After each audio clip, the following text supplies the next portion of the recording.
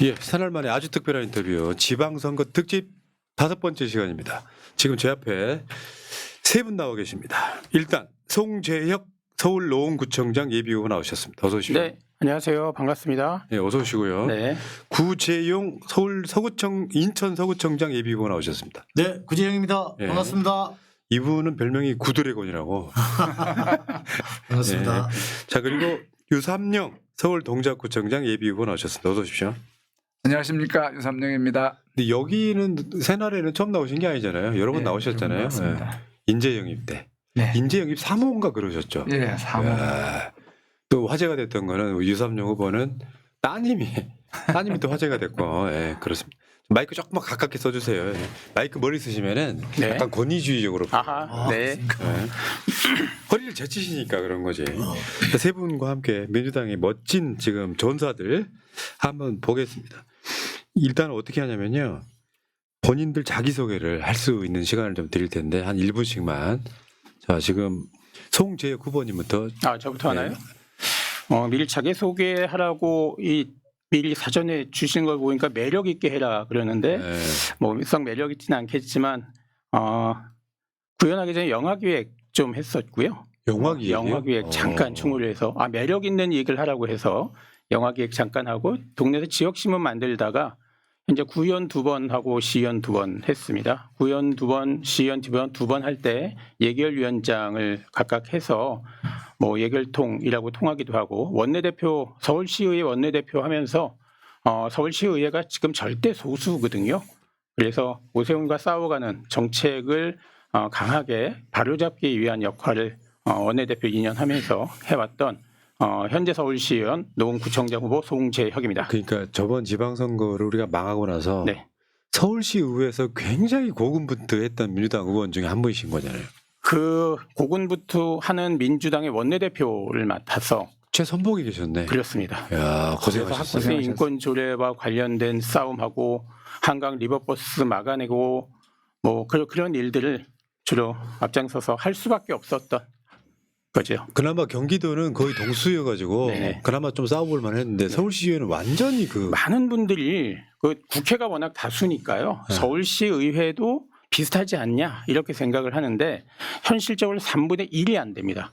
112명 서울시 아이고. 의원 중에 36명이었다가 지금 현재 35명으로 줄어든 상태니까 3분의 1이 채 안 되면 아시겠지만 조례나 여러 가지 그 오세훈 시장의 폭거를 제도적으로 막아내기가 힘든, 그러니까 투쟁받기 막아낼 방법이 없는 그런 한계에 좀 있었던 거죠. 지금 현재 국회 같은 모습이 반대로 역전돼 있는 상태.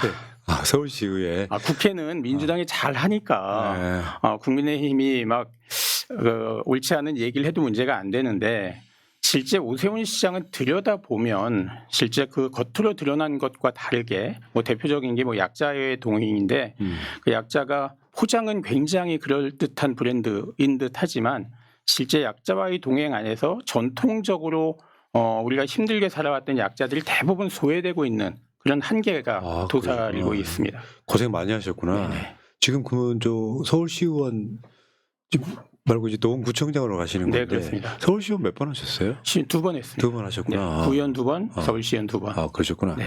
그다음에 지금 구재용 후보니 네. 본인을 아까 말씀드린 것처럼 구드래곤이라고 일단 그렇게 하니까 딱 머리 기억이 남아요. 그렇습니까? 구재용님. 예. 지금 자기소개 부탁드릴게요.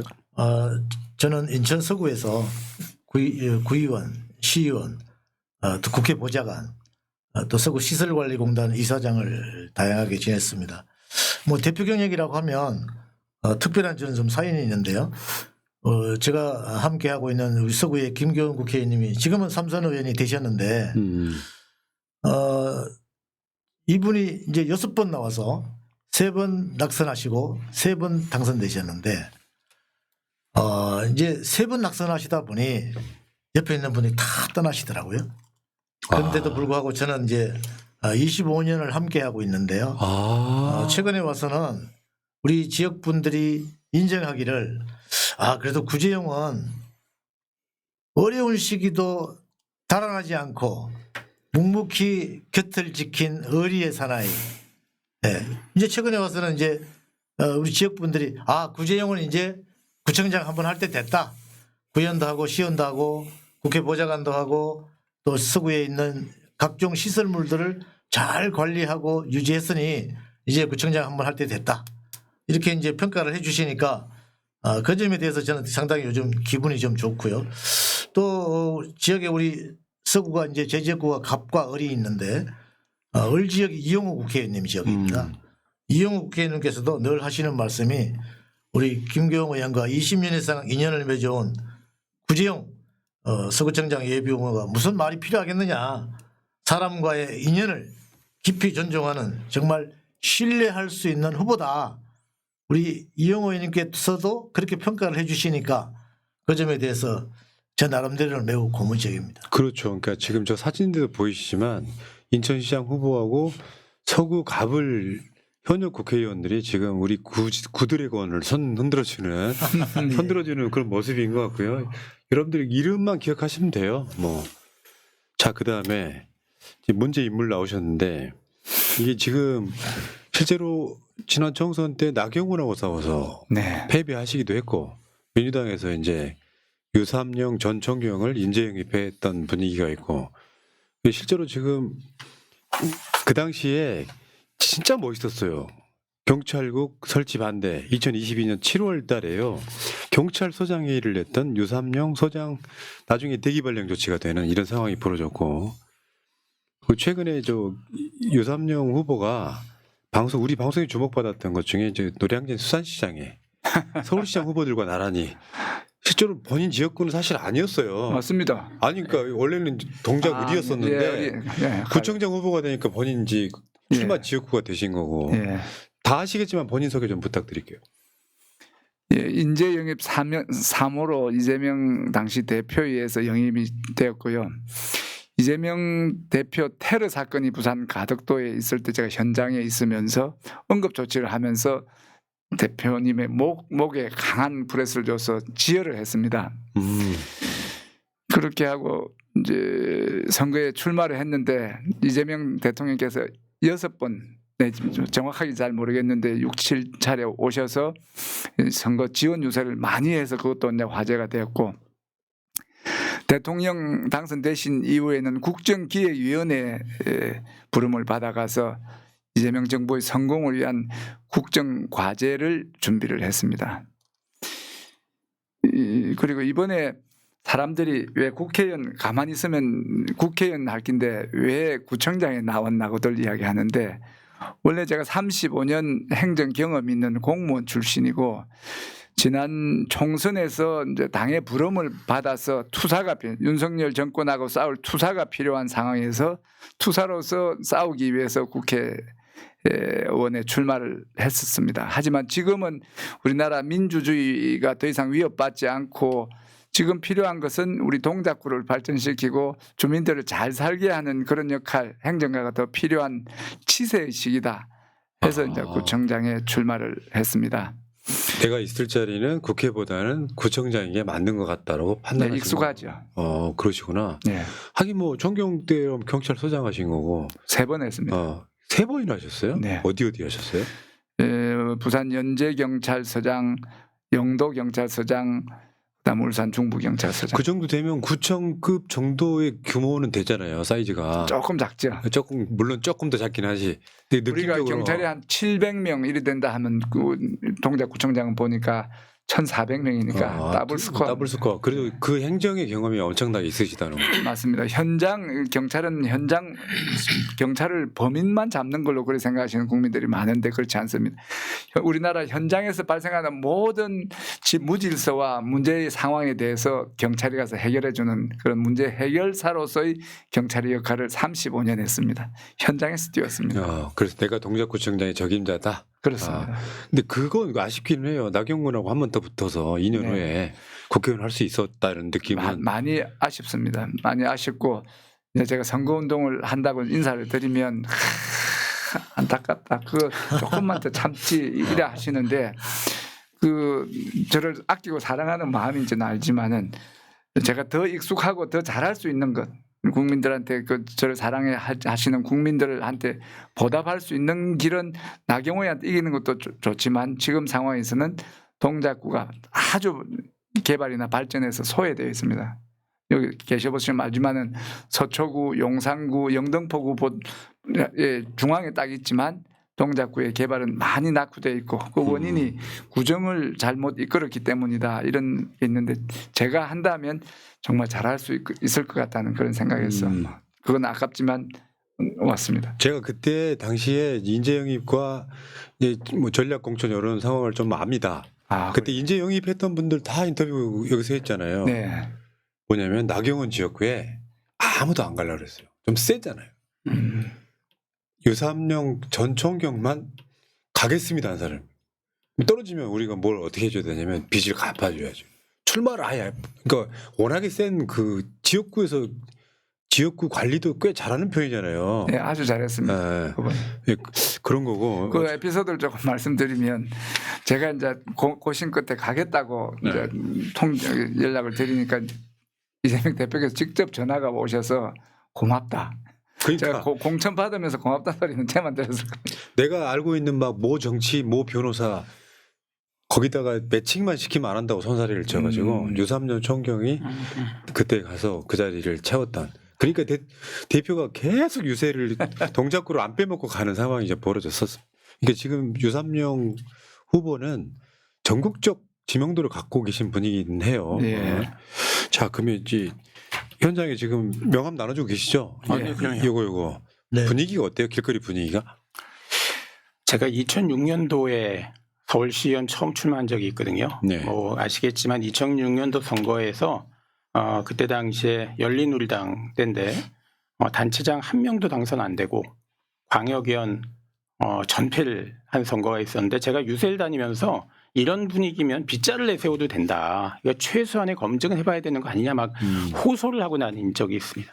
지금의 분위기는 사실 그때하고는 워낙 많이 달라서 지역에 가면 제가 이제 1대1 경선을 하거든요. 많은 분들이 이거 국가대표 양궁 선수 뽑는 거하고 같은 거 아니냐. 양궁 선수 국가대표 되면 올림픽 가서 금메달 따는 거 아니냐. 이제 이런 말씀들을 많이 하시는데 어쨌든 과거도 그렇고 지금도 그렇고 너무 분위기에 편승해서 가는 것은 좀 조심할 필요가 있다. 이제 그런 생각을 좀 하고 있고요. 예, 제가 네. 그래서 소개 하나 해드리려고 하는 게 네. 우리 후보님의 저서가 있어요. 네. 책 제목이 굉장히 섹시해요. 네. 너는 정치를 왜 너는- 정치를 하니? 너는 왜 정치를 하니? 네. 이 책에 보면 제가 이런 방송하면서 항상 주장하는 네. 느낌이 책 제목에 그대로 들어있어요. 네. 정치를 하는 사람과 투표를 하는 사람은 나는 목적이 똑같다고 생각해요. 네네. 우리 삶의 질을 올리는 거지 사실은. 네. 이걸 까먹고 권력자가 되기 위해서 뭔가 이렇게 막 안 좋은 쪽으로 뭔가 권력을 갖기 위해서 네. 이런 사람들이 정치하면 안 된다는 의미가 들어있을 것 같아요. 제가 봤을 때. 뭐 그렇습니다. 예. 네. 저기 약간 이중적인 의미가 있는데요. 책 표지에도 적혀 있지만 우리가 가끔씩은 어떤 자리를 목적이라고 생각하는 경우들이 있습니다. 제가 지역신문 만들다가 구의원이 됐는데 취재를 다니다 보니까 제가 노원구 안에서 뭔가 할 수 있는 일들이 조금씩 보이더라고요. 그래서 처음에 임치정 의원 계실 때인데 처음에 권하셨을 때는 아니 제가 취재하는 사람이 무슨 정치를 하겠습니까 이랬는데 제가 취재만 가지고 할 수 없는 일들이 노원구 안에 있다 이렇게 생각을 하고 이제 구의원을 시작했고요. 시의원 될 때도 노원구가 아시겠지만 재정 자립도가 워낙 낮아서 지역에 있는 골목골목은 제가 제 눈에 들어오는데 노원구가 서울시의 예산이나 서울시의 사업을 제대로 이해하지 못하면 노원구는 유지하기가 어려운 구조를 가지고 있습니다. 그래서 서울시의 정책, 서울시의 사업, 서울시의 예산을 적극적으로 가서 이해하고 노원구를 끌어오는 역할이 필요하다. 이런 생각을 좀 했던 거죠. 그래서 이제 시의원에 노원구 하면요. 지금 우원식 국회의장의 지역구이기도 네네. 하고 현재 김성환 김성환. 환경부 장관의 지역구이 돼요. 네네. 그 전체적으로 보면 중앙에서는 좀 힘이 좀 있는 지역이기는 네. 하죠. 힘이 생긴 거죠. 아, 이제. 예. 과거부터 힘이 있었던 건 아닙니다. 이제 많은 분들이 노원 그러면 뭐 민주당 깃발 꽂으면 되는 거 아니야? 이러시는데 단체장이 뽑혀던 95년도부터 시작을 해서 2010년도 김성환 지금 장관이 구청장 되시는 그 기간 동안에는 대부분 다 보수적인 성향의 구청장들이 당선이 됐었던 거고요. 실제 출신으로 보면 많은 분들이 호남이 많잖아 이렇게 생각하시는데 출신 성분으로 보면 충청이 제일 많은 그리고 들여다보면 보수적인 성향들이 꽤 많이 있는 곳이어서 뭔가 저희들이 끊임없이 노력하고 함께 이제 문제점들을 해결하기 위해서 연구하고 하지 않으면 언제 뒤집어질지 모르는 지역이다 예. 이렇게 보고 있습니다. 2010년도에요. 민주당 출신들이 대거 기초단체장에 뽑혀요. 그래가지고 그때 지방자치 거의 막 뿌리채 바꾸었다고나 할까? 그 사람들이 지금 현재 민주당의 주축이 됐는데 네. 대표적으로 김성환 장관이 노원구청장 할 때 방사능 아스팔트라는 걸 경험을 해요. 본인이 환경에 굉장히 관심 갖게 됐고 지금 현재 환경 에너지부 장관이 그렇죠. 돼 있는 상태에 그런 역사가 있는 네네. 곳을 그 자리 지금 네. 송지효 후보께서 이제 이게 약간 그 아이러니한데 이준석 의원이죠 지금. 그렇죠. 네, 김성환 지금 장관님하고 이렇게 선거를 치르잖아요. 선거를 치르면 보통 보수 정당이 어르신들로부터 지지를 많이 받고 저희 민주당이 그나마 젊은 층의 지지를 받게 되는데 노원구는 조금 다릅니다. 이준석 의원이 나름대로 젊은 층의 지지는 좀 받고 김성환 장관이 구청장 하시면서 워낙 어르신들에 대한 정책이나 사업을 많이 펼쳐서 지역 내에서 굉장히 효자구청장이다 이런 얘기를 많이 들었거든요. 그러니까 노원구가 나이 드신 분들이 민주당을 지지하는 세가 꽤 커져 있고 도리어 젊은 층은 당시에 이준석을 많이 지지해서 이게 보통 우리가 알고 있는 민주당과 국민의힘의 정서와는 조금 다르게 나타났던 그런 투표의 결과도 있습니다. 그게 결국은 우리가 정치를 하는 사람이 지역에서 어떻게 활동하느냐에 따라서 지역의 정서도 바뀌고 지역의 투표의 결과도 바뀐다. 네. 이렇게 보고 있습니다. 알겠습니다. 일단 노원은 분위기 좋다. 분위기는 지금은 좋습니다. 네. 그러면 이제 인천 서구로 한번 가볼까요? 인천 서구는 지금 소위 말하면 구도심이잖아요. 이제 원도심과 신도시가 네. 예, 반반 같이 섞여 있는 거예요. 반반이라고 보시면 돼요. 원래 인천이 옛날에는 굉장히 보수적이었는데 지금 많이 바뀌었습니까? 말씀하신 대로 인천도 많이 바뀐 것 같고요. 제가 최근에 택시 협동조합 총회를 한다 그래서 인사를 드리러 갔었는데 예로부터 택시 운전사 분들이 민심의 바로미터라고 얘기하잖아요. 그래서 제가 요즘 질문 분위기가 어떻습니까 여쭤봤더니 이재명 대통령님의 이야기를 먼저 꺼내셔요. 대통령님께서 잘하고 계시지 않습니까? 이렇게 이제 또 제가 역으로 정말 잘하고 계십니까? 그러면 대부분 머리를 끄덕끄덕 긍정의 표현을 해 주신단 말이에요. 옛날에 보수적 찍던 사람들이 대부분 그렇게 바뀐 거죠. 택시 기사분들이 보수 성향이 꽤 많아요. 원래 연세가 그렇죠. 많은 분들이 있기 때문에 특히 또 개인 택시 하시는 분들은 그렇다 보니까 이분들께서 이제 이재명 대통령 잘하시죠? 여쭤보면 긍정의 표현을 하시는 거 보면 뭐 앞서 말씀하신 것처럼 분위기는 많이 반전됐다 이런 생각을 하고요. 아무도 이재명 대통령이 지금 집권의 초기라고 볼 수 있지 않습니까? 이런 상황에서 뭐 이런 조사하면 70% 가깝게 육박할 정도로 이렇게 나오는 거 보면 저도 좀 실감이 나는 상황이라고 볼 수 있습니다. 제가 최근에 표현한 게 있어요. 네. 지금 현재 민주당이 역사상 가장 강할 때다. 민주당이 하고 싶은 건 다 할 수 있잖아요. 네. 왜냐하면 국민들 분위기가 그런 상황이다 보니까 그렇다 보니까 후보님들이 이렇게 표현하면 적당할지 모르겠는데 이재명 대통령의 은덕을 많이 보고 있는 시기이기도 합니다. 분위기 안 좋을 때 막 잠바 입고 나가면은 무한당하는 경우 꽤 있잖아요. 그렇죠. 과거에 제가 2006년도에 구의원 나갔을 때 그 노무현 정부 탄핵 참여정부 때는요. 제가 명함을 드리면 명함을 제가 보는 앞에 찢는 상황도 발생했어요. 굉장히 모욕적인 상황. 예. 근데 하여튼 저는 이재명 대통령님을 지지하는 목소리가 굉장히 우리 국민들께서 힘이 실려 있는 것 같아요. 뭐 스포츠팀 1등 하는 팀이 내가 응원하는 팀이라고 하면 기분이 어썩 좋잖아요. 그런 분위기라고 할까? 예, 매우 괜찮은 것 같고 또 앞으로도 기대되는 그런 분위기가 아닌가. 그런데도 불구하고 이 선거지 않습니까? 조심스러울 수밖에 없고. 아, 당연히 자만하면 안 되고요. 예, 매우 조심스럽고 우리 그 보수 농객이라고 알려진 정주재 씨 예, 잘 아시죠? 예, 예. 그분께서도 이재명 대통령께서 앞으로 20년 정도는 집권할 수도 있다라는 그런 얘기들 하신 적 있지 않습니까? 찬성입니다. 아, 예, 저도 그 말 적극 조심해야 동의합니다. 예. 예. 예, 그래서 조심해야 이런 아, 좋은 우리는 평가- 그렇게 얘기할 수 있죠. 네, 아니 뭐 우리끼리니까요. 예. 이런 보수 쪽에 보고 있긴 합니다만 사기를 죽이는 차원에서. 예, 예. 예. 그래서 좋은 평가가 나름대로 이어지고 있고 또 이재명 대통령님을 응원하는 국민들이 상당히 많은 것 같습니다. 이 기회를 놓치시면 안 돼요. 새날방송 나오셔갖고 네. 뭐 저 본선 가셔가지고 떨어지시는 분은 만고의 역적이 됩니다. 이 분위기에서 예를 들면 저기 어디 TK 홈지도 아닌데 무조건 나갔으면 무조건 이기고 돌아오셔야 근데 돼요. 훈훈이 궁금한 게 있는데 네. 보수 쪽에서도 많이 봅니까? 이제 볼 시간 볼 게 없으면 가끔씩 아, 보겠죠. 네. 예. 네. 자, 그 다음에 동작구인데요. 동작구는 이제 제가 사는 지역이고 동작구에서만 한 40년 살았거든요.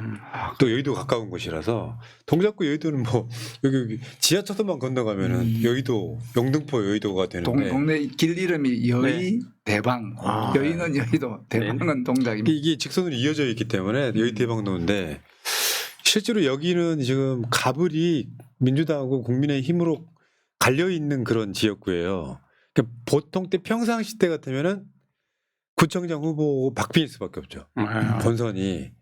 근데 지금 분위기는 이재명 대통령 지지율과 민주당 지지율이 압도적이다 보니 현실적으로 또 유삼영 후보는요 알려진 셀럽이잖아요.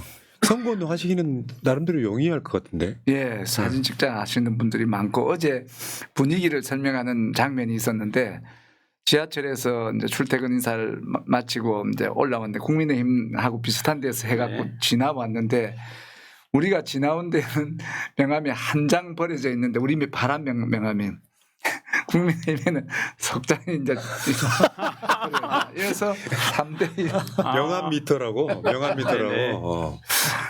네네. 이야 그런 분위기구나. 예, 분위기가 나쁘진 않은데 박지원 우리 전 장관님께서 말씀하셨다시피 지금 머리 들면 큰일 나는 게 골프하고 선거다 그래 말씀하시고 저는 지난번 총선에서도 분위기 좋았을 때 맞아요. 그랬죠. 그때 그 우리가 너무 뭐 200석 이야기 나오는 바람에 반역풍이 불어가고 졌다 사람들 다 그렇게 이야기를 해요.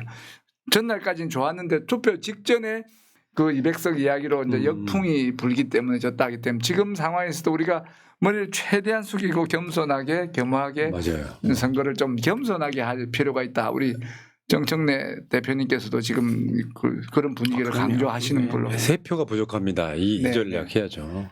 3명의 세 표가 없습니다. 이렇게.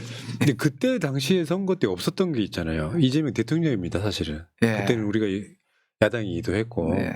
어쨌건 뭐 최대한 겸손하게 미소 보이지 말고 네. 진지하게 이렇게 가야 될 것 같은데 자 출마 지역이 지금 노원구, 인천 서구, 동작구란 말이에요. 본인들에 대한 본인 지역에 대한 자부심도 있으셔야 될 것 같고 네. 자랑 좀 해주세요. 일단 노원구부터 계속 제가 먼저 하는 거군요 오늘. 순서가 이렇게 돌면 노원구 네. 자랑. 노원구 좀 아십니까? 노원구는 뭐 워낙 네, 노원구는 일단 사람 사는 마을이다 이런 생각을 좀 합니다. 왜냐하면 지금도 한참 지어지고 있는데 어울림체육센터가 지어지고 있습니다. 어울림체육센터는 장애인과 비장애인이 같이 이용하는 시설이거든요. 우리가 많은 보도를 통해서 보지만 장애인과 관련된 시설 하나 만들려고 하면 동네가 다 뒤집어집니다. 그런데 노원구는 적어도 장애인과 비장애인에 대한 차이를 느끼지 않고 살 수 있는 그런 마을이다 이렇게 생각을 하고 주민들이 계속 학수고대하고 있습니다. 언제 문 여냐 계속 고대하고 있고 활동가들이 참 많은데 노원구가 만들어진 과거 역사와 관련이 있습니다. 노원구가 88년에 개청을 하고 90년부터 쓰레기를 전량 매립하던 정책이 전량 소각하던 정책으로 바뀌면서 그러니까 쓰레기에 대한 성상 분석도 없이 모든 쓰레기를 태우겠다 이렇게 정책을 발표하거든요. 그러니까 시민들이 소각 자체를 반대하는 게 아니라 적어도 쓰레기를 구분한 것을 재활용하고 그것에 대해서 어떤 걸 매립할 건지 어떤 특수 폐기물은 따로 처리할 건지 등등에 대한 고민이 있고 정책이 있은 다음에 소각 정책으로 가는 게 맞다 하는 소각장 반대 투쟁을 굉장히 거칠게 합니다. 그러면서 자연스럽게 환경에 대한 의식이 환경부 장관이 그냥 나오신 게 아니거든요. 그러니까 그 요즘 워낙 김성환 장관님이 잘하시니까 그렇지만 그때 당시에 저하고 같이 구현했던 분 중에 김은경 장관이라고 예. 환경부 장관이 한 분 더 계셨고요. 이분들이 다 소각장 반대 투쟁을 하고 그러는 과정에서 환경 의식이 굉장히 세진 그런 그리고 지금도 환경 활동을 하시는 분들이 많이 계시고요. 환경 단체 활동하시는 분도 많이 계시고 저도 이제 중랑천 사람들이라고 초대 사무국장도 하고 그런 분위기에서 성장해 왔는데 복지관도 많고요. 복지관도 많고 복지 체계도 강하고 그 가운데 활동하는 활동가들이 세다. 그래서 환경 의식, 복지 체계 그리고 이제 아까 말씀드렸듯이 장애인과 비장애인의 차별이 없이 같이 어우러져서 사는 노원구의 가장 큰 장점은 사람 사는 마을에 사람이 장점이다 이렇게 봅니다. 노원구는 다 동들이 개로 끝나죠. 월계, 상계, 중계 이렇게. 뭐 그렇지 않습니다. 공릉동이고요. 공릉동이군요. 네네. 공릉동은 잘 모르시는군요. 공릉동 주민들이 들으시면 좀 서운해하실. 공릉동까지 이렇게 네. 서울에 제일 북쪽에 있다고 보면 맞죠? 맞습니다. 지도상으로. 네. 네. 그 노원구는 실제로 그 어떻게 보면 산조건 물 좋은 동네, 아파트 단지 많은 곳 이런 느낌이 있어요. 이미지가. 꼭 그렇지는 않습니다. 그러니까 이제 노원구가 옛날에 지금은 벙커쇼를 안 떼잖아요. 근데 아주 오래된 일이긴 하지만 지역난방하지 않고 아파트마다 굴뚝에서 벙커쇼에 의해서 분진이 나올 때는 굉장히 대기 환경이 좋지 않았었던 때가 있습니다. 그러니까 자칫 이게 어떤 문제가 있냐면 도봉산, 수락산, 불암산 이렇게 갇혀 있어서 약간의 분지 형태니까 이게 대기의 흐름이 좀 차단되는 경향이 있습니다. 그러니까 이 안에서 그 환경을 통한 대기 환경을 개선해내지 않으면 그게 잘못된 대기 오염 물질이 쌓여갈 수 있는 구조인 거기 때문에 다른 지역에 비해서 그러니까 물론 당연히 나무에서 탄소를 흡수하고 산소를 배출하고 그런 공간이 많이 있긴 하지만 노원 구민들은 환경에 대한 의식을 가지고 항상 청정한 노원구를 만들기 위한 노력을 함께 해줘야 된다. 그래야 맑음을 유지할 수 있다. 이렇게 생각을 합니다. 거기 몇 년 사셨어요? 제가 90년도에 들어와서 지역신문을 만들기 시작했습니다. 35년 넘으신 거예요? 그런 겁니다. 와, 오래 사셨네. 그래서 아까 말씀드린 것처럼 지역신문 만들다가 구의원하고 시의원하고 노원구의 여러 가지 구조적인 문제를 풀어보겠다. 그래서 구청장에 도전하는 겁니다. 그렇습니다. 노원구청장에 도전하시는 이제 우리 송재 후보님이셨고요. 자, 인천 서구도 자랑할 게 많죠. 푸나님 혹시 인천 서구에 대해서 조금 알고 계신가요? 인천 서구에 대해서 이게 각 도시마다 동구, 서구, 북구, 남구는 대체적으로 있잖아요. 예. 근데 제 기억나에 딱 떠오르는 건 없어요. 말씀해 보시죠. 과거에 인천 서구라고 하면 쓰레기 매립지, 세계 최대의 쓰레기 매립지가 있는 곳. 서울의 쓰레기를 다 받아내는 원래 그랬었어요? 인천 서구. 그래서 이제 쓰레기 매립지 종료 때문에 많은 반대 운동도 했었는데 그럼에도 불구하고 인천 서구는 정말 기회의 땅이다 이렇게 생각합니다. 우리 서구의 가장 높은 산이 천마산이라고 있는데요. 천마산에 올라가서 보면 부평, 계양, 서구가 이제 한꺼번에 보이는데 부평과 계양은 도시가 왠지 답답하게 보여요. 빼곡한 거죠. 아파트가 꽉 차서 빼곡한데 근데 서구는 보면 건물과 건물 사이에 이렇게 텅 빈 공간이 그린벨트가 중간중간 보입니다.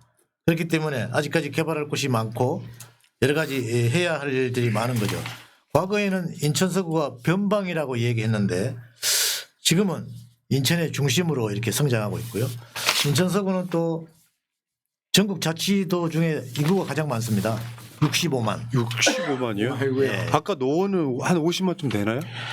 이따가 뭐 얘기할 기회가 있으면 좀 말씀드리겠지만 노원구가 한동안은 63만이 조금 넘어서 서울 25개 구 중에 가장 많았던 적이 있습니다. 지금은 빠르게 줄어들어서 47만 대까지 내려왔습니다. 65만이에요? 65만이 이제 넘어서 갔고요. 네, 아마 송파구 국회의원 지역구가 가불병이 있죠. 가불병이 아까 김기용 의원하고 이용우 의원, 목용정까지. 네, 그렇습니다. 그래서 이거 엄청 많구나. 65만인데 올 7월 1일부로 행정구역이 개편됩니다. 검단구가 새로 분구가 됩니다. 그래서 이제 갑을은 제지역구고 병은 검단은 지금 목용정 그쪽 지역으로 가는 거. 목용정 의원님 지역구인데 이번에 검단구청장을 처음으로 이제 새로 뽑는 거예요. 선출하게 되는 거죠. 인구가 많아서 이게 분구가 됐구나. 네, 이제 분구가 되는 겁니다. 그래서 왜 거기는 그러면 인구가 많은 이유가 잘 살게 돼서 그런 건가요? 토지가 인천의 3분의 1이 서구 땅입니다. 3분의 1이요? 네, 굉장히 면적이 넓고 구가 여러 개잖아요. 그렇죠. 지금 우리 국회의원 수로 따지면 14개 지역위원회가 있는. 그중에 3분의 1이 면적이 그랬어. 면적으로 보면 서구가 출마하신 분들 기름값 엄청 들겠네. 너무 넓어가지고. 네. 그리고 이제 또 청라국제도시가 이영호 국회의원님 지역구인데요. 네. 이 지역에 지금 여러 가지 대형 사업, 대형 인프라가 지금 조성되고 있는데요. 원래 청라국제도시는 이제 허벌판이었죠. 미나리 밭에다가 매립지가 있는 그런 곳이었는데 지금은 이제 7호선이 연장 사업을 하고 있고요. 29년이면 7호선이 이제 완공되는 시점에 와 있고 스타필드가 지금 공사 중이고 돔 야구장이 조만간 들어올 계획이고요. 또 하나그룹 본사가 이제 원래 이전할 이제 계획입니다. 그래서 이제 되고 있고 또 서울 아산 청라병원이 지금 착공을 했고요. 이렇게 되면 인천 서구가 교통, 문화, 뭐 금융이 들어오면서 이제 서서히 청라국제도시가 제대로 된 면모를 갖추게 되는 겁니다. 또 이제 갑지역은 제가 몸담고 있는 갑지역은 이제 김기용 의원님 지역구인데 여기가 이제 원도심이에요. 원래 원도시. 김기용 의원님께서 25년간 활동하시면서 경인고속도로 이것을 인천대로 일반화로 만들면서 지금 2단계 공사가 진행 중인데 2단계 공사가 진행 중이면 이제 남북으로 50년간 갈려있던 도시를 하나로 통합하는 작업을 하게 되는 거죠. 그리고 이제 인천대로 2단계 작업이 완성되면 양쪽으로 널려있는 원도심들을 재개발, 재건축을 통해서 활성화시키려고 지금 준비하고 있기 때문에. 보통 이제 대도시들이요. 네. 동구, 서구, 뭐 남구 이런 데는 구도심이라고 항상 얘기했잖아요. 그럼 신도시가 생겨 인천만 해도 송도 같은 데가 생기잖아요. 근데 지금 서구는 그런 정도가 아니라 완전 블루오션인데요. 지금 보면. 그래서 할 일이 너무너무 많은 지역입니다. 그래서 우리 앞으로 서구청장 이제 새롭게 이제 서구가 서해구로 명칭 변경이 됩니다. 그래서 서해구를 그러니까 서해구 첫 구청장은 다양한 행정 경험이 있는 사람이 구청장을 해야 된다. 뭐 예를 들어서 뭐 시의원 한번 해봤다고 해서 구청장 하면 문제가 있다. 저는 그런 말씀을 좀 드리고 싶고 저 같은 경우는 구의원, 시의원, 또 국회 보좌관, 또 서구시설관리공단 이 직원이 700명입니다. 이런 다양한 행정 경험을 갖춘 사람이 구청장을 해서 서해구의 첫 번째 구청장으로서의 역할을 제대로 해야 되지 않느냐 네. 이렇게 생각하고요. 또 저는 김경호 의원님과 이용호 의원님과 아주 소통이 원활하게 잘 되고 있는 후보 중에 한 사람입니다. 그래서 김경호 의원님과 이용호 의원님이 또 박찬대 앞으로 차기 시장 후보님과 강력한 원팀이 돼서 인천 서구의 기회의 땅을 제대로 한번 해볼. 그러네요. 찬스는 찬스네요. 왜냐하면 여기 일단 이재명 정부이고 네. 시장도 만약에 우리 민주당이 되고 이 과정들을 거치면 예산 따오기도 쉽게 표현해서 요 상황이 되는 것 같고요. 자, 삼성엔 이재용, 서구에는 구재용 이렇게 감사합니다. 마케팅하기는 좋으실 것 같습니다. 감사합니다. 근데 제가 한 40년 가까이 살았던 동작구에 대해서 우리 유삼용 후보님은 동작구 이제 사시면서 자랑하고 싶은 게 있었을 것 같아요. 동작구 자체가 굉장히 그러니까 서울에서 굉장히 유서 깊은 구예요. 동작구 그러면 스토리도 많고. 동작구장은 분한 대신 해야 될 상인데. 네. 그럼 제가 조금 그러십시오. 한다 하면 제보고 이제 35년 사셨다, 이제 오래 사셨다. 저는 오래 산 거에 대해서는 드릴 말씀이 없어요. 지난번 선거에서 나경원이 저를 집중 공격한 게 동작에 연고도 없으면서 이렇게 그건 제가 실드를 쳐드리면 예. 그거는 제가 봤을 때는 본인이 원해서 선당우사 한 거예요. 선당우사 하신 거예요. 그래서 제가 그때 약속드린 게 주민들한테 뼈를 묻겠습니다. 여태까지는 인연이 좀 적었다 하지만 지금부터는 강한 인연으로 여기에 뼈를 묻겠다는 그런 말씀을 드렸는데 올 1월 8일 날 그 약속을 지켰습니다. 국립서울현충원이 동작에 있는데요. 동작에 우리 어머니가 돌아가셨을 때 아버님을 이장해 와갖고 동작 현충원에 부모님이 다 모셔 있기 때문에 동작은 저희 고향이자 선산이 되었습니다. 근데 궁금한 게요. 그거 아무나 들어갈 수 있는 게 아니잖아요. 예. 유공자세요? 예. 그것도 스토리가 있는데요.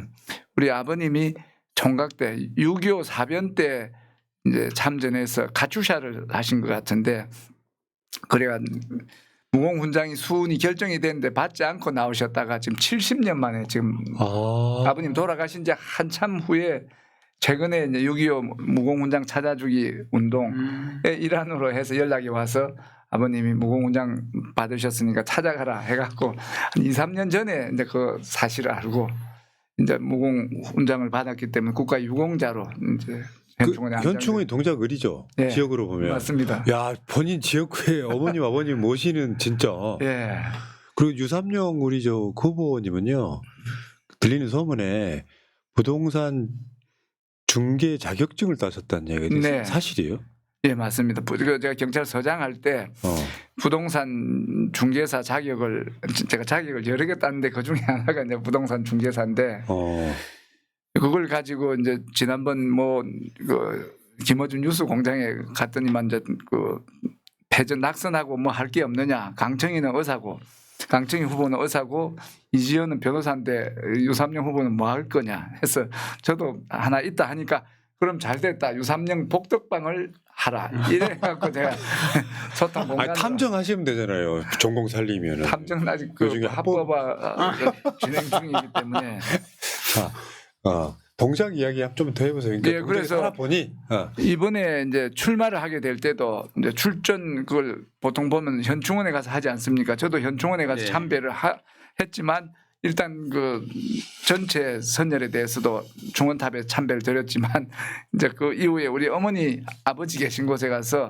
말씀을 드리고 동작 구청장이 이번에 출마하게 됐고 열심히 해서 구청장이 돼서 동작을 발전시키겠다 이래 맹세를 하고 이제 시작을 한 거고요.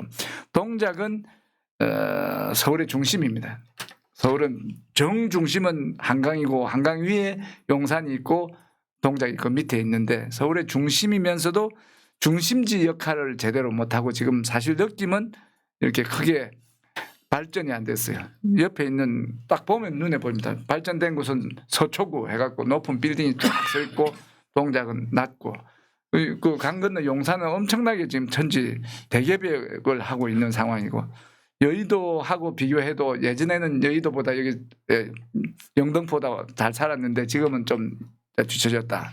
이런 상대적으로 낙후된 그런 느낌이 있기 때문에 개발의 여지가 상당히 많고 발전을 해야 될 필요성도 그렇죠. 많고 주민들의 욕구도 이 개발에 대한 욕구가 상당히 강한 거예요.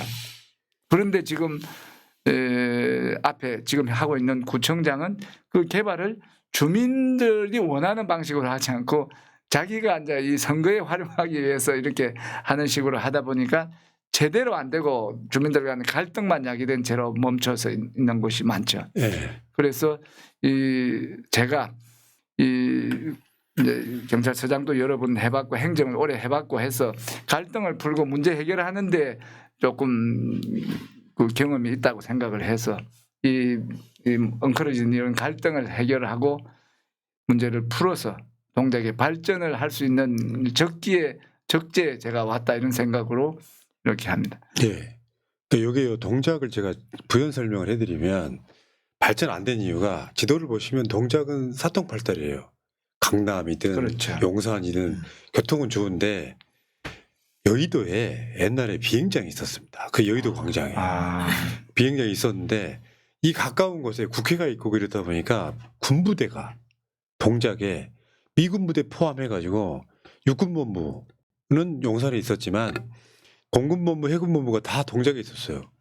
그러니까 개발을 할 수가 없는 상황이다가 90년대 초반에 육군본부, 해군본부, 공군본부가 계룡으로 가죠. 예.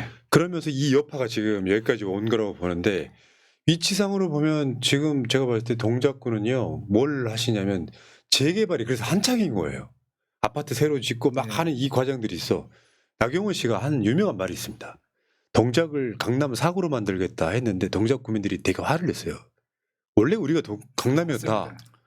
그 왜냐하면 그 영등포를 해가지고 서울 서남권이 다 영등포 구였고 관악, 동작, 구로 이런 데가 다 강남의 원조거든요. 네. 그쪽 강남은 무슨 군이었어요 거기가. 그러다가 서울로 편입돼가지고 아파트 짓고 절부가 된 거잖아요. 이거를 나경원 씨가 서초구 옆에 있다고 동작구를 뭐 강남 사구로 만들게 돼서 기분 나빠했던 게 동작구가 이런 측면이 있어. 그 한강대교 있잖아요. 옛날엔 다리를 올 때 중간에 섬 하나 있잖아요. 노들섬. 이것 때문에 중간에 다리가 낮은 게 한강대교거든요. 다리를 길게 못 놓으니까. 조선시대에는 그 정조가 사도세자 모시러 가고 막 이러는 거면서 배로 다리를 놔요. 배다리. 그래가지고 저 한강대교 끝나는 그 지점에 보면 영조가 쉬었던 정자가 아직도 있잖아요. 용량봉제죠. 네, 그렇죠. 네. 그러면서 장승백이 지나가고 수원 가는데 거기가 네. 다 유적지잖아요. 맞습니다. 그런 정도로 동작은 발전 가능성이 서울 그 중에 제일 큰 곳 중에 하나가 동작이에요. 집값도 엄청 오를 것 같은데. 네. 소개해드렸고요. 그다음에 지금 훈아님이 소개를 또 잘하셨네요. 세 분의 공약이 있으실 것 같아요. 네. 그러니까 이 공약이라는 게 뭐 이재명 대통령 때에는 그 헛공약 하시면 안 돼요. 지킬 공약만 하시고 네. 이재명 대통령 공약 이행률이 막 90% 된다고 하면 이유는 할 수 있는 공약만 한다. 자 하나씩만 들어보겠습니다. 내가 오늘 반대로 한번 가볼게요. 아, 뭐 괜찮습니다. 네. 접수해도. 아, 그냥 할까요? 네. 네. 아니 이게 과정이 좀 필요한데 노원구가 개청을 88년도에 합니다. 그리고 그때 87년도, 88년도에 대규모의 아파트 단지가 조성이 되는데 그때 국가 정책은 주거 공간을 만드는 것이었거든요. 그러니까 교통 인프라나 이런 것들에 대한 고려 없이 그냥 잠잘 수 있는 곳을 대단위로 만들면서 상계동, 중계동에 아파트가 들어서고 그래서 공동주택이 한 80%가 되는 곳이 노원구이기도 합니다. 근데 그때 당시에는 그래도 젊은 30대, 40대가 아이들 손잡고 부모님 모시고 이렇게 들어와서 노원구를 이루었는데 그러고 나서 한 40년이 지났잖아요. 그때 당시에 그 30대, 40대가 지금 초고령화에 진입한 70대, 80대가 됐고 가장 심각한 거는 그때 손잡고 들어왔던 아이들이 자꾸 청년이 돼서 노후를 이탈해 나가는 게 아주 심각한 문제인 겁니다. 그래서 이 청년 이탈, 그 30대, 40대가 중요한 이유는 이들이 생산 연령이기도 하고 이들이 가정을 만들고 또 그 출생을 통해서 아이들을 키워야 되는 세대인데 그들이 이탈해 나가는 것. 아까 잠깐 말씀드렸지만 63만에서 48만으로 줄어드는 47만으로 줄어든 상황에서 숫자 자체는 중요하지 않습니다. 47만, 48만도 많은 숫자잖아요. 그런데 중요한 거는 30대, 40대가 고령화되고 그 30대, 40대가 공백이 생겼다는 게 가장 심각한 문제여서 30대, 40대가 생활할 수 있는 노원구를 어떻게 만들 거냐. 이게 가장 중요한 노원구의 현안이다. 이렇게 보여지는 거고요. 그게 가장 중요한 것 중에 하나는 사실 일자리인 거죠. 그러니까 애초에 베드타운을 만들어져서 일자리 조성에 대한 문제가 있고요. 하나는 40년 된 아파트가 재건축 단계에 대부분 다 들어와 있는데 이게 요즘 젊은 친구들은 조금 전세를 살아도 좀 쾌적한 공간에서 살고 싶다 이런 바람이 좀 있는 거잖아요. 지금 재건축을 얼마나 신속하게 빠르게 갈 거냐 하는 게 최대 관건 중에 하나입니다. 재건축을 아예 안 할 거면 안 해도 된다 이런 생각인데 할 거면 기간이 길어지면 길어질수록 그 안에 여러 가지 매몰 비용들이 발생을 하니까 그 부담이 그대로 분담금으로 형성이 돼서 분담금으로 형성되고 한편으로는 주민들의 갈등이 생기니까 재건축과 관련해서는 가장 빠르게 신속하게 할 수 있는 방안을 강구해야 된다. 그리고 지역 주민들의 갈등을 해소하는데 구청이 적극적으로 개입해서 풀어내야 된다. 이런 게 있고요. 가장 중요한 거는 교육 환경입니다. 한동안 노원구가 교육 특구로서 많은 분들에게 선호되는 지역이었는데 최근 들어서는 인근에 있는 구에 비해서 교육 환경이 많이 떨어지니까 요즘은 은행 사거리 들어보셨을 텐데요. 네. 학원가가 몰려있는 은행 사거리 을지초등학교가 있습니다. 여기는 애초에 3월 달에 그 학교 정원에 비해서 학기 중에 한 200명 정도가 더 늘어나는 거예요. 그러니까 외부에서 그 교육 환경 때문에 찾아오는 거죠. 학교를 전학도 오고 이사도 오고. 근데 전체적인 노원구의 인구는 다 줄어들고 있는 거잖아요. 그러니까 노원구가 빠르게 교육 환경을 좋은 교육 환경을 만들어내는 것들이 필요하고 우리가 그 이제 아이들 출생률을 얘기를 하는데 출생률이라고 하는 거는 사실은 출생률을 높이기 위한 정책 이전에 태어난 아이들이 행복하게 만들어주는 게 사실은 출생률을 높일 수 있는 방법이다, 방안이다 이렇게 생각하고 네. 저는 최대 정책을 보육과 교육에 맞춰갈 생각을 하고 있습니다. 그래서 아직은 시도되지 않은 그 구립 어린이 병원을 한번 만들어 보고 싶다 이런 생각이 있고요. 그게 제도적으로 충분히 가능하다는 검토도 이미 끝냈습니다. 예. 후보님 보니까요 준비 많이 하셨죠. 그렇네요. 굉장히 고민 많이 하신 거예요. 그거 아마 그런 비슷한 게 책으로도 내용이 좀 들어 근데 있을 그런 거고. 내용들이 뭐 순환 경제에 대한 문제, 그 지역의 그 환경으로 가야 되는 노원구의 여러 가지 조건들이 책에 많이 담겨 있는 거죠. 제가 그 이야기 들었거든요. 지방선거 출마하려면 너는 왜 정치를 하니 이 책을 봐라. 거기 보면 그 맥락이 다 잡혀 있다고 이야기를 하는데 야 준비 많이 하셨네요. 그냥 그 책을 저걸 쓰면서 제가 이제 아까 신문도 만들었던 입장이고 글을 써왔던 사람이어서 진짜 대필 작가 안 쓰고 선거 준비하는 과정에 이 그 우리 참모들 그 핀잔 들어가면서 이제 한자 한자를 써냈는데 전 쓰고 나서 상당한 자긍심도 좀 생기고요. 그러니까 보통 이제 일대기 정도를 책에 담아내는 거라면 저는 저 책 안에 제가 그동안 겪어왔던 여러 가지 정책과 사업들 그리고 노원구가 아니어도 뭐 많은 단체장들이 지역 안에서 해야 될 일들을 좀 담아냈습니다. 알겠습니다. 그래서 한번 좀 읽어봐 주시면 예. 좀 도움이 되지 않을까 이렇게 생각을 합니다. 송재혁 후보님 010-4213-5135 전화하시면 돼요. 그렇습니다. 예. 네. 자 합격. 보면 맞습니다. 진짜 공부 많이 한 사람 지방자치 자체가 하나의 학문이에요. 제가 봤을 때는 아이디어 막 지금 지역을 살리는 게 저는 지방자치 힘이라고 보거든요. 민주당 우리 진영에서 시작한 거예요. 지방자치 자체가. 자 구재용 후보님은 공약. 네, 뭐 여러 가지 해야 할 일이 많지만, 뭐 딱 간단하게 두 가지만 말씀을 드리면, 아까 청라국제도시와 원도심 얘기를 했잖아요. 이 청라국제도시가 국제도시다 보니 시행처가 다 달라요. LH, 인천시, 인천경제청 이 세 개 기관이 경제자유구역을 개발하다 보니 민원이 생기면 지역 주민들이 구청에 가면 경제청으로 가라 그러고 경제청 가면 LH로 가라 그러고 굉장히 국민들이 애로사항이 많았었어요. 그래서 오래전부터 우리 청라국제도시 주민들이 너무 힘들다 민원 해결하기가 그래서 청라 전담팀을 좀 만들어 달라고 우리 지자체에다가 건의를 여러 번 했는데도 불구하고 그게 아직까지 안 됐어요. 왜 안 되는지 저도 참 답답한데 청라 주민들 똑같은 얘기를 해요. 아니 원스톱으로 좀 민원 처리를 해주면 좋겠는데 여기 가면 저기 가라 그러고 저기 가면 여기 가라 그러고 이게 도대체 민원 해결하기가 너무 힘들다. 그래서 우리 청라국제도시 내에 제가 만약에 일할 기회가 생긴다면 청라 전담팀을 만들어서 원스톱 시스템을 갖춰서 맞아요. 그래서 청라의 민원을 해결하겠다. 이것이고요. 또 하나는 뭐냐면 우리가 원도심이 많아요. 재개발, 재건축, 가로정비 사업이 지금 추진 중인데 우리 원도심 내에는 조합이 여러 개가 지금 만들어지고 있어요. 이제 아까 앞서도 말씀하셨지만 지자체에서 조합들이 제대로 운영할 수 있도록 로드맵을 만들어서 또 재개발, 재건축들이 수익의 구조를 만들어낼 수 있도록 구에서 적극적으로 지원을 해줘야 되는데 이게 지금 제대로 안 되고 있어요. 그래서 저는 재개발 재건축을 위한 통합지원센터를 설립하겠다. 그래서 차라리 그냥 구청이 주도를 해버리겠다 이런 거죠. 주도를 하겠다는 게 아니라 민간에서 도와주겠다는 거예요. 그렇죠. 적극적인 행정적 서비스를 하기 위해서는 통합지원센터가 필요하다라는 얘기죠. 맞죠. 어디 지역이나 아마 다 이번 지방자치 때 재개발 이슈가 어느 지역이나 있을 건데 그럴 때 구청에서 나서서 막 이렇게 도와주면 훨씬 빠르겠죠. 일단은. 야, 그건 당연한 거고요. 현실적이네요. 공약이 굉장히 현실적이네요. 또 물론 이제 재개발 재건축은 사실 뭐 구에서 지원해 줄 것도 있지만 시와 유기적인 관계를 맺어서 정상량도 해줘야 되고 용적률 좀 늘려줘야 되는 부분이 많지 않습니까? 그렇네요. 그렇게 했을 때 이 재개발 재건축이 제대로 되는 거거든요.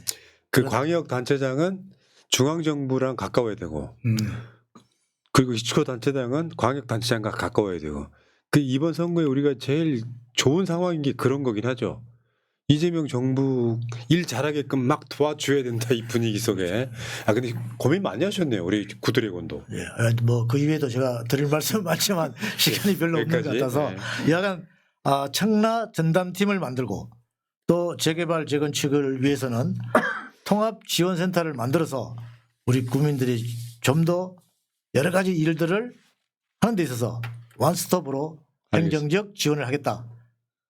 그렇게 할 때만이 우리 국민들의 삶이 좀 더 편안해지지 않느냐 이런 것이 제 기본적인 생각. 제가 봤을 땐 여기는 지금 인천 서해구로 바꾼다고요? 네네. 올 7월 1일부로 서해구로 바뀌는데 와 여기는 제가 봤을 때 발전 여지가 굉장히 많은 도시 같죠. 보면 인구 더 늘어날 것 같고. 아까 제가 기회의 땅이라고 말씀드렸습니다. 그러니까요. 그쪽 이사 갈까 이런 생각도. 서구로 오십시오. 동작구도 좋아질 거니까 조금. 아니 앞으로 이제 7월 1일부로 서해구가 아니야, 그 되니까요. 동작구 발전 가능성이 가장 크다 이렇게 한참 말씀하시더니 아니 이제 콩 넘어가셨군요. 그때까지 힘들게 참으시고 아니, 올라가. 이 세 분은 경쟁하시는 분들이 아니에요. 네. 경쟁하실 필요 없고 저는 이제 제가 그 저 지방에서 올라와가지고 동작구에만 살았어요. 한 40년 가깝게. 그렇다 보니까 애착이 있을 수밖에 없잖아요. 근데 지금 유삼영 후보님은 본인이 지금 미시는 1호 공약이 뭡니까? 똑같습니다. 아까 제가 말씀드렸는데 동작이 서울의 중심에 위치하면서도 대접은 변두리 같은 느낌을 받기 때문에 동작을 명실상부한 중심이다. 동작이 중심이 서울의 중심인 증거가 있습니다. 중앙대가 동작에 있습니다. 아하. 맞네요. 거죠. 맞네요. 중앙대.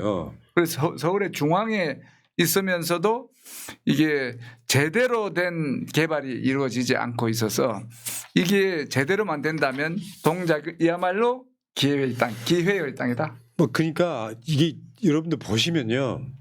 63빌딩에 올라가요. 네. 삥 둘러봐요. 주택 단지가 유일하게 남아 있는 곳이 동작구예요. 옛날에 막 군부대 있고 막 그러다 보니까 그만큼 기회가 많이 열려 있는 거기도 하고 일단 위치가 제일 중요하잖아요. 목이 지도 보시면은 동작구는 교통 하나만큼은 진짜 끝내주거든요. 일반 시민들이 살기는 제일 좋은 도시인데. 지하철 노선을 세어 보니까 지하철 노선이 뭐 최고 많은 것 같아요. 네. 다 있습니다. 1호선부터가 없는. 유삼영 구청장 때 드디어 동작구가 서울의 중심이 되었다 이런 소리 지금 듣고 교통의 있어요. 중심이기도 한 것 같아요. 네, 맞아요, 네, 맞아요. 교통의 중심이고 한강 수변을 끼고 있어요. 네. 서울에서의 모든 이 가치가 한강에 어느 정도 접근하느냐 붙어 있느냐인데 서초구, 용산구, 광진구, 마포구 이런 데는 한강 프리미엄이 그대로 하는데 동작이 한강 옆에 있으면서 제대로 된 맞죠, 평가는 맞죠. 없다. 왜 그러냐?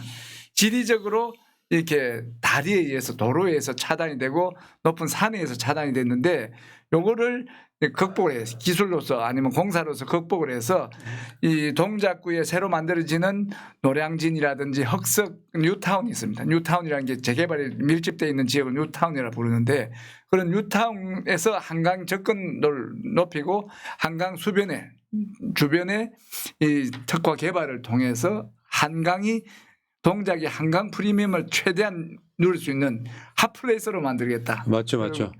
아까 그 63빌딩 이야기한 거랑 똑같아요. 예. 나머지는 다 아파트예요.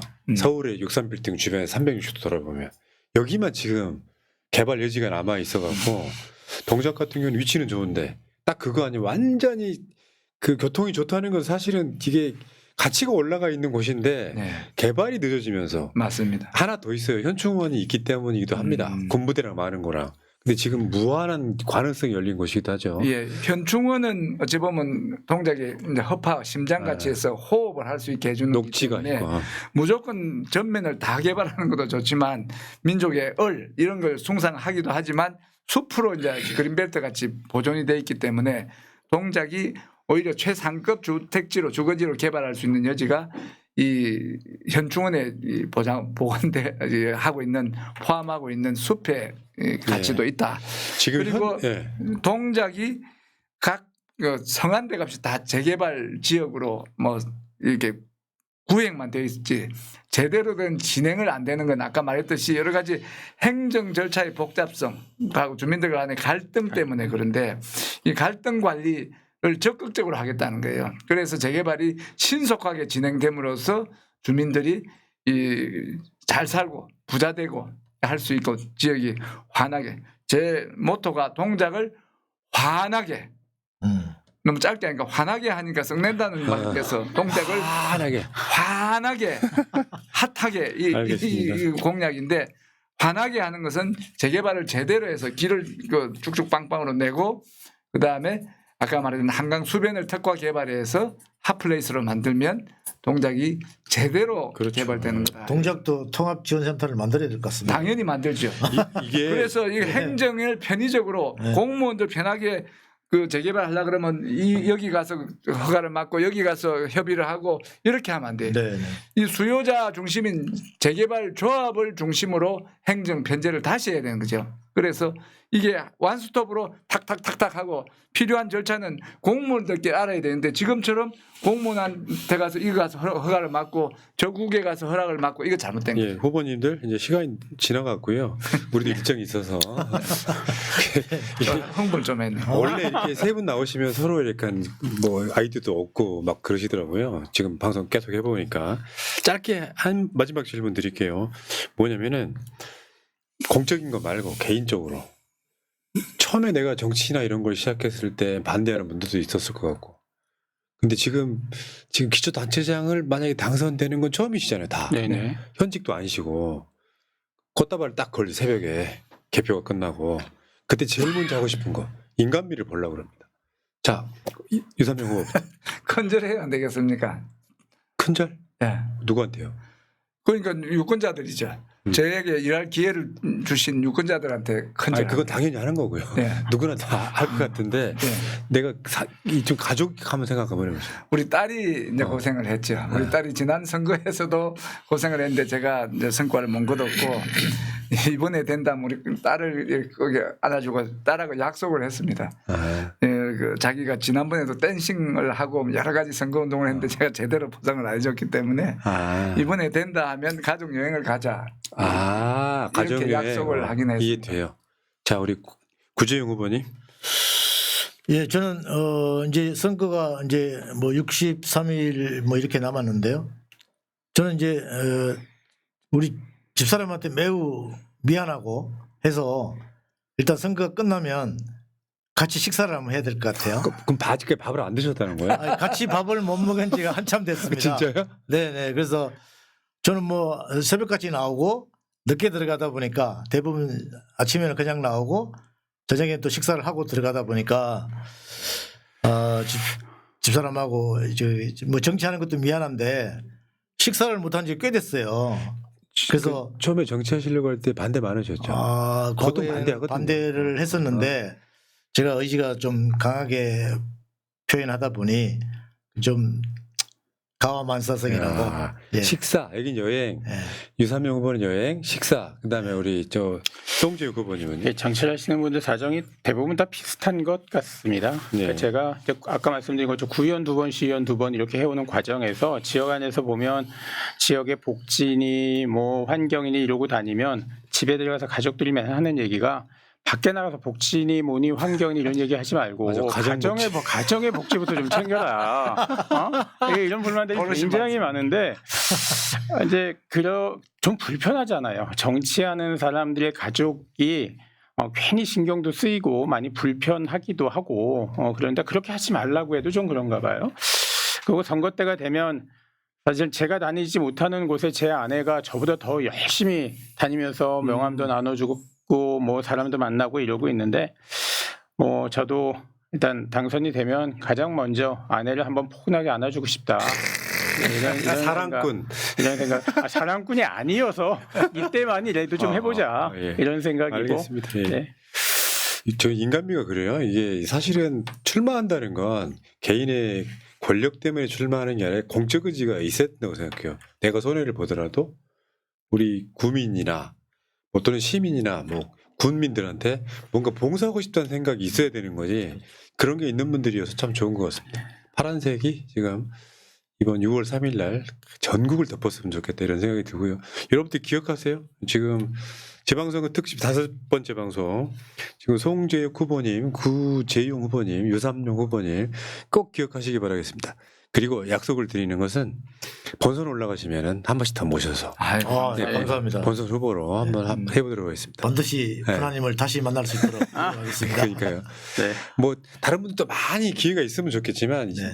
이 인터뷰의 목적은 뭐냐면은 그냥 어찌하다 보니 내 품에 들어오신 분들을 지금 인터뷰를 하는 거고 이렇게 되면요 경쟁 후보 쪽에서 계속 연락 옵니다. 우리도 인터뷰 아, 알겠습니다. 자, 3분 고생하셨고요. 다음에 또 좋은 결과 갖고 다시 모시도록 하겠습니다. 자, 방송 마치겠습니다. 고맙습니다. 고맙습니다. 네, 감사합니다. 고맙습니다.